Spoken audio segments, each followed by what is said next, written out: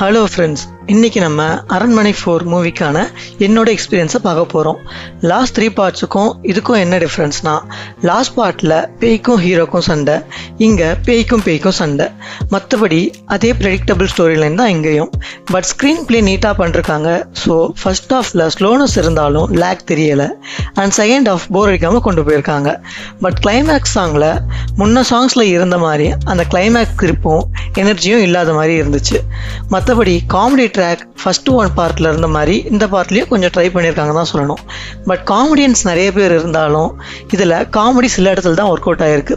மொட்டை ராஜேந்திரன், சிங்கம் புலி, விடிவி கணேஷ் இவங்க கேரக்டர்லாம் பெருசாக ஸ்கோப் இல்லாத மாதிரி தான் இருந்துச்சு. வில்லன்னு பார்த்தா ஒரு பேய் தான். பாக் அப்படின்ற பேயை இதில் இன்ட்ரடியூஸ் பண்ணியிருக்காங்க. தமிழ்நாட்டுக்கு இந்த பேய் புதுசு தான். ஸ்டார்டிங்கில் இன்ட்ரெஸ்டிங்காக இருந்தாலும் கிளைமேக்ஸில் வழக்கம் போல் பேயை டம்மி பண்ணிட்டாங்க. இதில் நம்ம கேஜிஎஃப் கருடரும் ஒரு மிஸ்டீரியஸான கேரக்டர் பண்ணியிருக்காரு.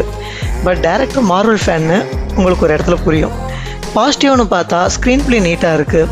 சுந்தர் சி இந்த மூவியில் அவரோட ஃபைட்டிங் சீன்ஸை வந்து எலிவேட் பண்ணிருக்காரு. மற்றபடி பார்த்தீங்கன்னா சினிமோட்டோகிராஃபி நல்லா இருக்குது. காமெடி சில இடத்துல ஒர்க் அவுட் ஆகிருக்கு. ஸோ ரொம்ப நாளுக்கு அப்புறம் சுந்தர் சியை ஒரு ஹீரோவான ஒரு மெட்டீரியல் நம்ம பார்ப்போம். ஹீரோயின் தமன்னா ஆக்டிங் நல்லா இருக்குது. ராஷிகனாவை பொறுத்த வரைக்கும் ஓகே, செகண்ட் ஹீரோயின் வேணும்னு வச்ச மாதிரி இருக்குது. ஓவராலாக பார்த்தா அரண்மனை 4 ஒரு நல்ல ஃபேமிலி என்டர்டெய்னர்.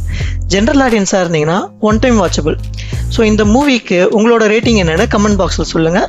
தேங்க்ஸ் ஃபார் வாட்சிங். Please subscribe and support. Thank you.